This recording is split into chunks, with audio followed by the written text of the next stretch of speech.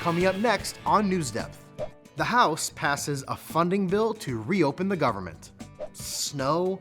Already? Are you ready to shovel snow? What we need to know for this flu season, and a Cleveland artist honors her Indigenous ancestors with quill art. NewsDepth is now.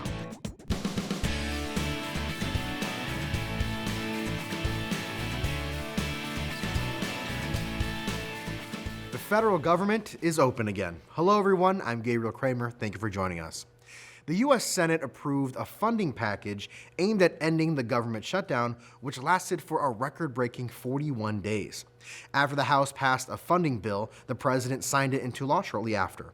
Amy Kiley reports on how the government is resuming operations and how that might affect the American people. The reopening of the government is having real-world impacts on Americans today.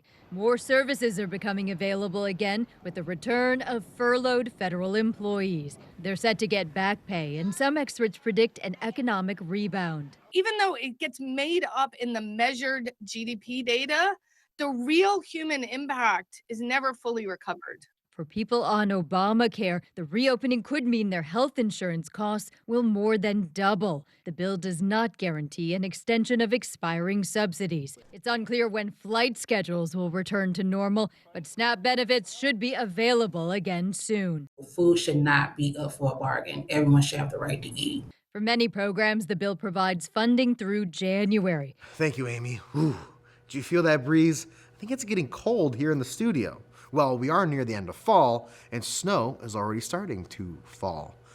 A surprise early season snowstorm left some northern states digging themselves out last week. For example, Vermont residents Ann and BJ spent their entire morning shoveling and cleaning their cars. And plow driver Charlie said he had a very busy couple of days assisting people who were stuck in the snow. As Abigail Sachs reports, Vermont is no stranger to snow, but this storm caught people by surprise. Ann and BJ Bombard were out all morning shoveling their driveway. It's kind of in sticker shock right now.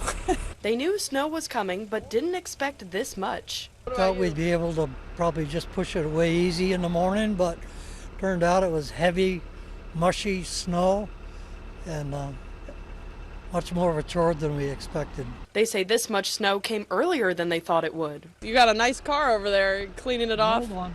Yeah, usually I have it in before the snow so it doesn't get salt. But Mother Nature beat me to it. The snowfall caused traffic trouble for some.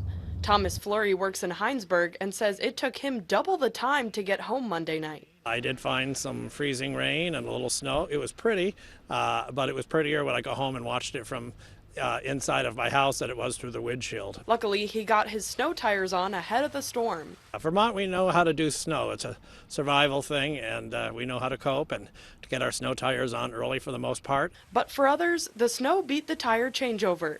Handy's Auto Shop tells us they were towing cars through the evening. We picked up a couple more left from last night that we didn't have time to get them.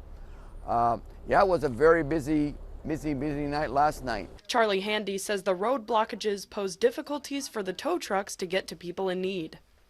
Took me almost an hour and a half to go 3 miles. So the tow truck have the same issues as everybody else. You know, we try to get there as fast as safely as we can. Sometimes it takes a little longer, but we usually get there and get them out. He says they're expecting busy business for the next few days with people coming in to get their snow tires. Thank you, Abigail. Let's slide into the next icy story. Hockey can be an expensive sport for children to play. The cost of ice time, uniforms, and team fees, they definitely add up, and can prevent some kids from participating. One 8-year-old from Colorado is trying to change that. Luke has been working hard to help kids in need get on the ice. And during the week of Veterans Day, he targeted his efforts to help children of military members. Tori Mason spoke with Luke and his mother about his great work. Probably my first steps on the ice were like 4 or 5. For 8-year-old Luke, hockey isn't just a sport. It's a family tradition. Generations of grandmen grew up in the rink. This was when he was in the Olympics. His dad even won the '04 Stanley Cup. John Graham right there. His older brothers play too. Luke spent many practices watching, bored. I said to my mom, I don't want to be a rink dude anymore. We didn't mean to laugh, but we're like, what is a rink dude? His mom said Luke was too young to play, but he was old enough to know many kids won't get a chance. Hockey is a fun sport, and it's very expensive because all the gear, ice time. The Aspen Institute lists hockey as the priciest youth sport, costing thousands annually. When we walk into a hockey store, I break out in a sweat because it is so expensive. Luke started selling Rink Dude merch and sharing links to nonprofits. Last week, he raised over $3,000 for Hockey Unlimited. For gear, ice time, coaching. Now he wants to raise $5,000 for the United Heroes League, supporting kids of veterans. Hockey taught him what it means to be a leader and that you're never too young to make an impact on the ice. They treat me like a little one still, a lot. Great job, Luke. Our A+ award winners this week also showed kindness in their community. The students at Firelands Elementary School in Amherst all came together as a community to honor a former student, Kevin C., who tragically lost his battle with cancer. The teachers and students at Firelands Elementary told us that Kevin was always looking for ways to spread kindness throughout the community, and the students found that spirit to be a great motivation to make their community a community built on kindness. To honor Kevin, the students began collecting boxes of cereal to donate to a local children's shelter and families of need in their community. Natalie told us it was a great way to remember and celebrate Kevin. Eleanor told us that over the course of 2 weeks, the students collected more than 1,600 boxes of cereal, and that each box represented a domino of kindness. Just picture a row of dominoes and how they knock each other down. It's like when one kind act leads to another. The students realized that with more than 1,600 boxes of cereal, they could circle their entire school twice.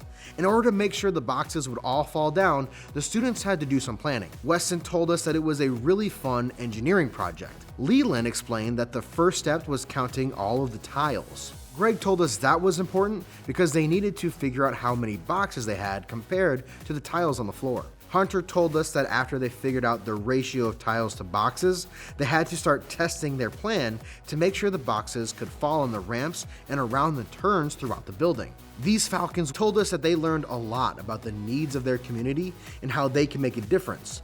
They wanted us to tell you that every little kind act can make a big difference. Principal Chaw pointed out that no matter how young or old you are, you can still be kind. This week's A+ award goes to the students at Firelands Elementary for honoring the memory of Kevin and following in his footsteps by spreading kindness. Very inspiring. Animals can inspire us to be kind as well. That's why I think NewsHound has one of the best jobs here at NewsDepth. He always finds the best stories. Let's see what he has for this week's petting zoo.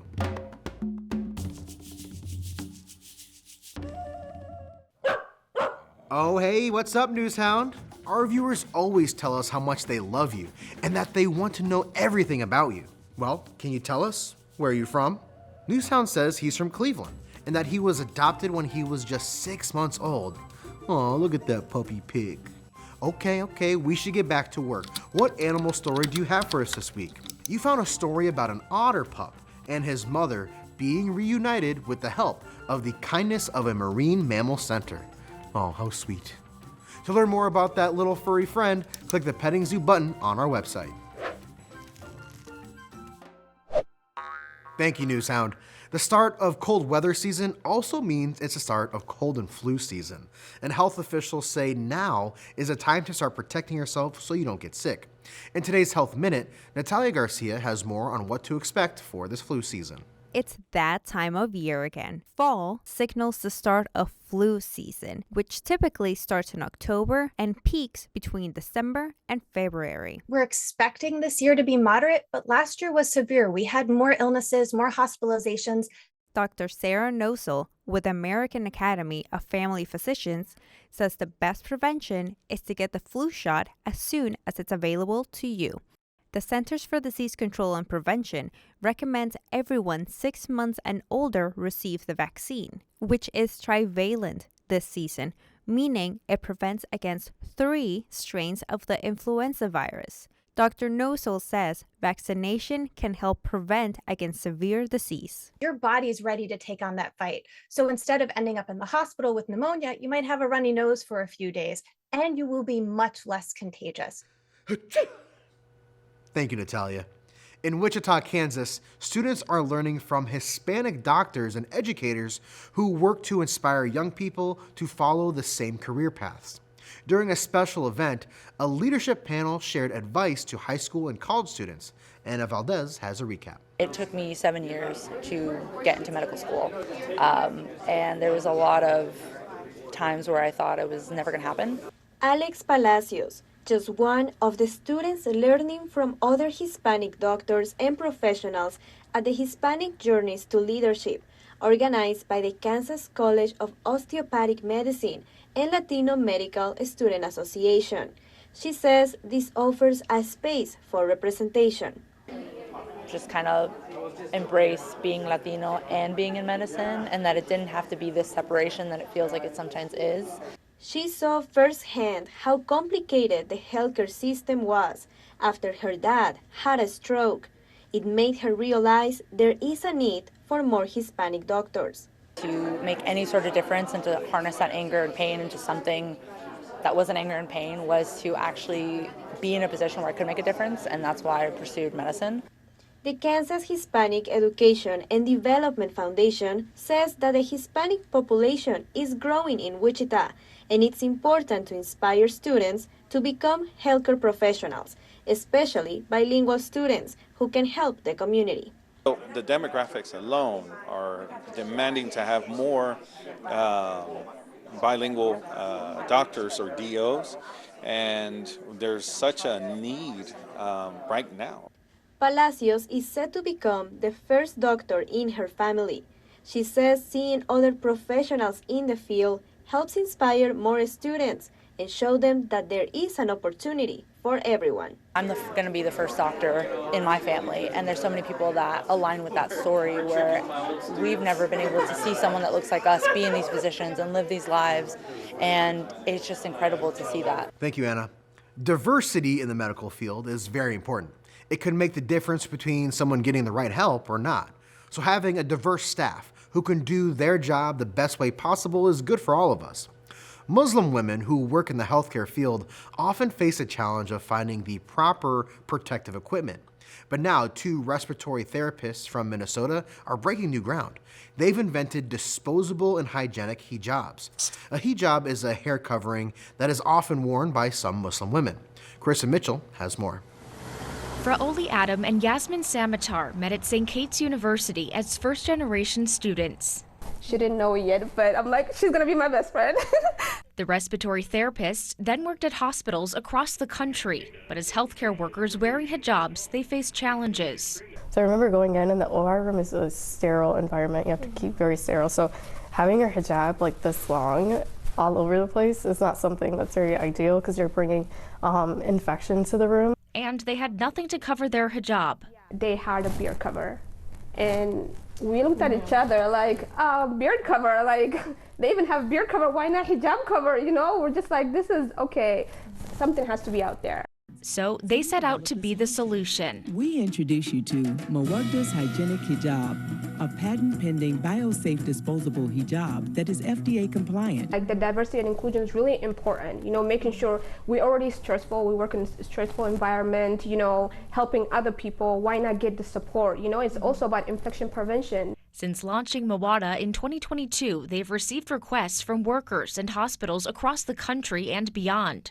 Having the hijab there kind of tells people, like, as a Muslim woman, you're supported in this hospital, and your voice and your presence is valued, and that kind of empowers you. The hygienic hijab will provide safety and comfort for all. Created for us by us. Muslim women are as amazing as any other woman, and I just want them to go out there and do their job, save lives. Thanks, Kristen. On our next episode, we'll have our first career call-out of the season. Our career call-out segments are when we have a professional answer your questions about their jobs. This time, we'll be talking to a nurse, and we need your help coming up with interview questions. So for our Write to Us this week, we want you to ask a nurse about their job. Students can use our inbox form online or send us an email to newsdepth@ideastream.org to send in their questions. Last week, we learned about a meat carving competition in Philadelphia. They carved sculptures out of a regional food, scrapple. We asked you to tell us about your favorite regional foods. Let's carve open our inbox to see what you had to say. Drake from Wadsworth City Schools in Wadsworth said, "My favorite regional food is Chicago-style pizza. I love pizza and I have pizza every week with my school and my family." Yum, I love a good pizza. Thank you, Drake. Dipson from Preston Elementary in Cuyahoga Falls said, "My favorite regional food is momo. Momo is basically dumplings made in Nepal. They are made with stuffing, sometimes made out of chicken, only vegetables, or broth. Sometimes it also comes with a sauce, which is a little spicy. It's a very popular dish eaten in Nepal." Oh, I love momos. Thank you so much. Chance from Springfield Middle School in Toledo said, "My favorite regional food? They are from here somewhere in the Midwest. Cheese curds. They're so warm and the cheese can never be over or undercooked. The breading on it can be good too, but that's a thing that needs to be perfect. If it's not, it ruins the overall taste. Good thing I usually make them perfect. Love cheese curds too." Thank you, Chance. Noid from St. Catherine of Siena in Cincinnati said, "I'm from Eritrea. We are neighbors with Ethiopia and Sudan. Our traditional food is called injera. It's this sourdough bread. People call it 1,000 eyes because it has a lot of holes. When it has a lot of holes in it, that means you made a good injera. We usually eat it with sauces. The one I like is called dorowat. It's really spicy and it's red because we add a spice called bebre. I love eating injera. Yum. Thank you so much, Noed." Violet from William Bruce Elementary in Eaton said, "My favorite regional food is Cincinnati chili because of its sweet, savory flavor. And that's why I love Cincinnati's chili. I love a good Skyline chili here and there." Thank you, Violet. Thank you all for writing.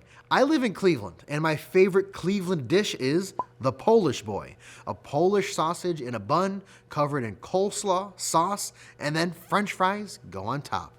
All right, on with the show. November is Native American Heritage Month. Native American Heritage Month is a time in the United States dedicated to honoring and celebrating the rich and diverse cultures, traditions, and contributions of the indigenous peoples of America. Indigenous means originating from a particular place. It's important to note that the observance of Native American Heritage Month is part of ongoing efforts to recognize and respect the diverse cultures and histories of indigenous peoples. It also aims to promote a more accurate and inclusive understanding of the history and contributions of Native Americans in the broader context of American history. Ohio has a lot of Native American history. You can even see it in our name. The word Ohio itself actually comes from the Iroquois nation.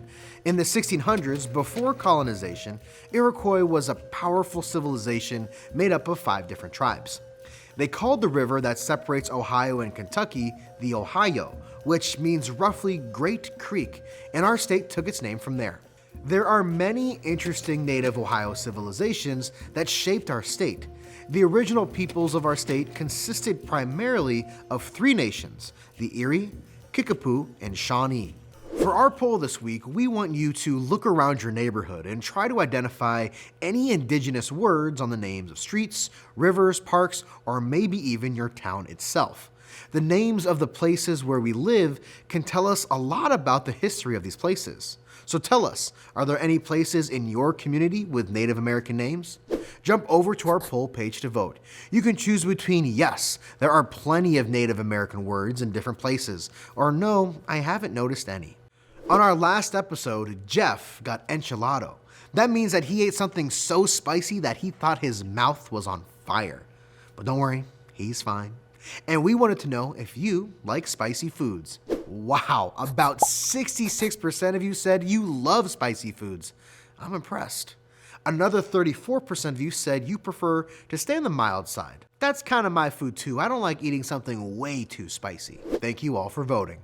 Back to Native American History Month. Check out this next story. In California, downtown Sacramento came alive with color, dance, and tradition for the 2nd annual Native American Heritage Month Parade. It was more than a celebration. It was a message of resilience and unity. Leaders and artists shared why honoring Native culture matters today, reminding us that this heritage isn't just a thing of the past, it's evolving and thriving. Connor McGill reports from the celebration.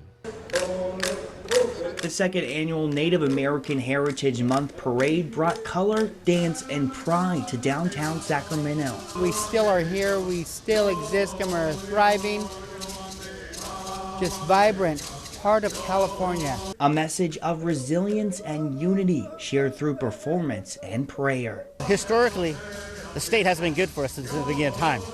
But here today, to dance, perform against our culture, in the footsteps of the culture, we're saying it's a new day, it's a new time. A moment to showcase how each of us are unique in our own way. Our indifferences are based in the same foundational truths, and those foundational truths that make us more connected than we are, individualized. So.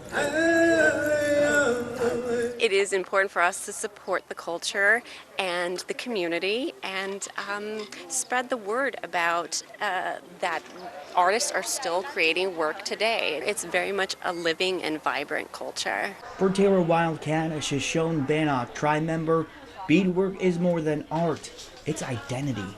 Learning how to do the beadwork, learning how to make the medallions and necklaces and how much time it takes, and it's really, it's peaceful, it feels good, and when people want to buy my stuff, it makes me feel even more proud, and it makes me feel good that, something I made, somebody actually thinks that that's pretty. From Sacramento to Roseville, today's events show that Native culture isn't just history. It's a living, thriving part of California. Looks awesome. Thank you, Connor. After moving to Cleveland in 2019, Beth Bush felt disconnected from her Potawatomi roots, prompting her to revive Indigenous beading and learn the ancient art of quill work. Through this practice, she reclaimed her cultural heritage and quickly became an award-winning artist recognized for her skill and authenticity. Quill art, which predates beadwork in European contact, involves a meticulous process of sourcing, cleaning, dyeing, and selecting porcupine quills. Bush now hopes to teach others in Northeast Ohio. Well, let's learn more about it in this week's sketchbook.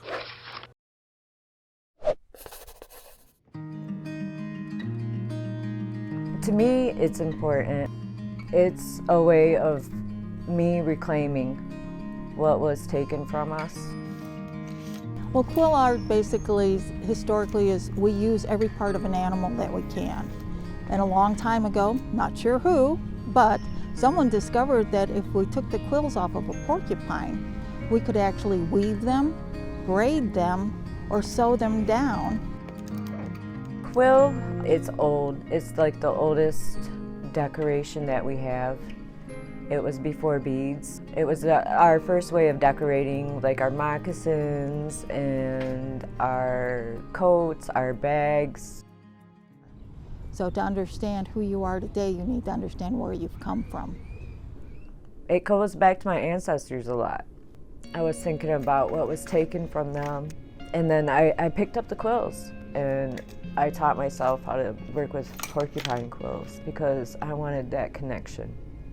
And I found that, She has really leaps and bounds honed her skill with quill work, and she's willing to do things the right way. With the quills, it's such a long process. The quills I come from Montana. I trade my earrings for these quills, and then I take the quills, I wash the quills, I sort the quills, I dye the quills, I sort the quills again, and then I choose the best that I like, and it's just a little tiny bit afterwards. It's really a labor of love. It's a lost art here, especially in the city and that. So a lot of young people are discovering it, taking it up again, they're getting books. I read books about quill work because so many of our techniques were lost to us. And even in these books, they're from like 1919.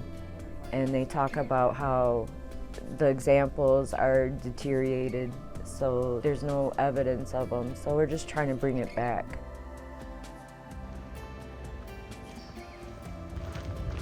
She takes her ideas from nature, the way it should be done. To get inspiration, I get outside and I get to be with nature. I started exploring the metro parks. That in itself is healing. She has some very innovative ideas. She's mixing some modern ideas with traditional ideas, such as her wabus, her rabbit. You'll see pictorials of the old rabbits on a lot of the caves, especially in Northern Ontario. It's nice to see a young person taking this art form up and using it for educational purposes also with others. My main goal is to teach people so they can teach other people. You know, there's not a lot of people who do it. It's who we are. It's part of our history, it's part of our culture. It's why we work so hard to keep our children involved in it so they understand this is who you are. This is what your people did long before there were any settlers here. Special thanks to arts producer Dave Diorio for sharing that sketchbook with us. Teachers, if you liked that special segment, let us know by filling out the survey at the bottom of this episode page. Well, that's it for today's show. The NewsDepth team will be on Thanksgiving break the next 2 weeks, but don't worry, we'll be back with a brand new episode that you'll be able to watch online December the 11th. Until then, you could keep the conversation going because we always love to hear from you, and there are plenty of ways for you to stay in touch with us.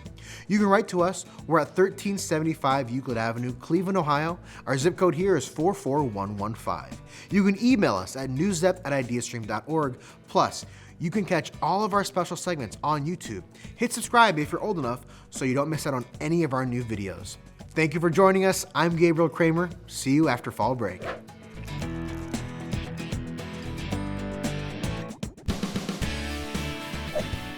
NewsDepth is made possible by a grant from the Martha Holden Jennings Foundation.